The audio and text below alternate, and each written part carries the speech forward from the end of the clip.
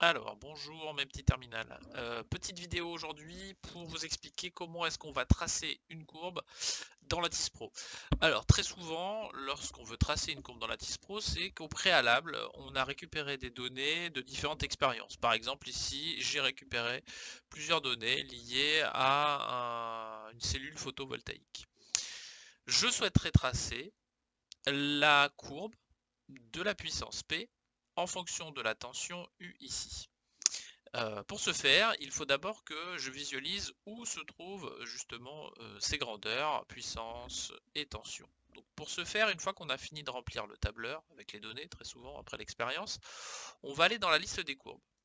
Quand je bascule sur la liste des courbes, je me retrouve ici avec mes 4 grandeurs qui étaient déjà dans mon tableur. Le tableur, je peux le fermer, c'est pas un problème, je ne perds pas les données.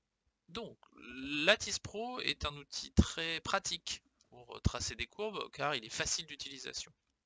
Donc je veux tracer la puissance en fonction de la tension, ce qui veut dire que la puissance va se retrouver sur l'axe des ordonnées, verticales, ici, et la tension va se retrouver ici sur l'axe des abscisses. Alors pour l'axe des ordonnées, c'est assez simple, on fait un clic glissé avec la puissance sur le graphique, la puissance ici vient en ordonnée.